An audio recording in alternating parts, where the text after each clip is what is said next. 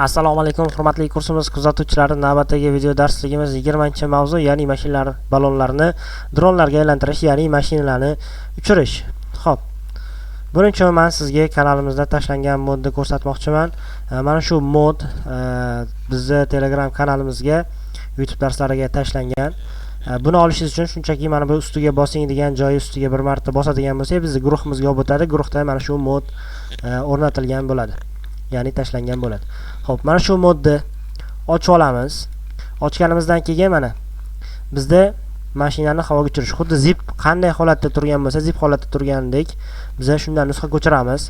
Ctrl S tugmasini bosib va kompyuterimizdan BMG fayllar bilan ishlash oynasiga o'tamiz. Bundan keyin mods bo'limiga kiramiz, repo bo'limiga kiramiz va ana shu modimizni shu joyga tashlaymiz. Mana mashinani havoda uchirish. Mana shu nom bilan xuddi shu ko'rinishda tushish kerak, zip holatda tushish kerak. Tushgandan keyin o'yin ichiga kiramiz. O'yin ichiga kirgandan keyin escape tugmasini bosamiz. Undan so'ng настройки bo'limiga o'tamiz.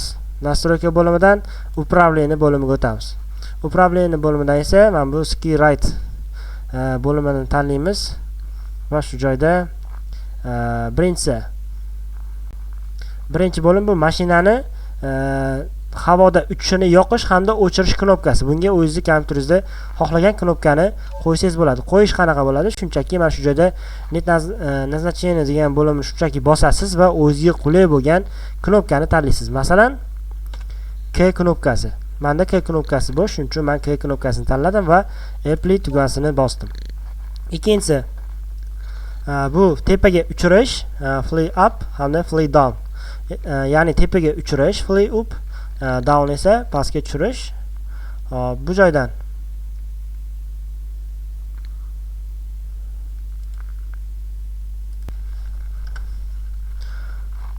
yuqoriga tushirish knopkasini ixtiyoriy tarzda o'ziga qaysi knopka qulay bo'lsa o'shanga qo'yib olishingiz mumkin. Misol uchun men qo'yadigan bo'lsam L tugmasiga qo'yaman va apply tugmasini bosaman. Uchinchi funksiya, ya'ni pastga tushirish knopkasiga xo'p, o'zimga qulay bo'lgan aytaylik belgidan foydalanaman, ya'ni nuqtali belgidan foydalanaman agar qabul qilsa. Xo'p, qabul qildi. Bo'ldi, endi chiqib ketamiz va tekshirib ko'ramiz. Xo'p. Bizda K knopkasi qo'ydik. Hozir biz mashinani uchirish. Uchyapti. Endi tushirishimiz uchun yana K knopkasini bosamiz. Endi uchirgan vaqtimizda L tugmasi mashinani yuqoriga harakatlantiradi. Nuqtali vergul esa pastga harakatlantiradi. Siz o'zingizga xohlagan knopkaga qo'yishingiz mumkin. Misol uchun pastroq qo'yib turib, ya'ni K knopkasini bosadigan bo'lsam, menda mashina yana o'zini holatiga keladi.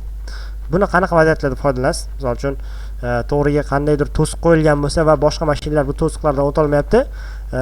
Bu mashinaga help me degan adashmasam bo'lardi.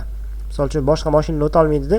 Keyin sizning mashinangiz o'tib ketish uchun yordam bering so'rov chiqadi. Like bosishgandan keyin mana shu funksiya bilan ishlatib trenddagi bitta musiqani qo'yib yuborsangiz, videoingiz oxiri juda ham qiziqarli, ajoyib tarzda montaj bo'ladi.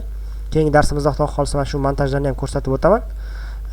O'sha videolarda ko'p trenddagi videolarda ko'rgan bo'lsangiz, mana shu uchadigan mashina funksiyasidan hozirgi kunda ko'plab kanallar foydalanib kelishmoqda. Shuning uchun mana shu narsani sizga ham o'rgatishni xohladim va bu darslikni rejadan tashqari, mana bu rejamizdan tashqari qo'shib o'tdim.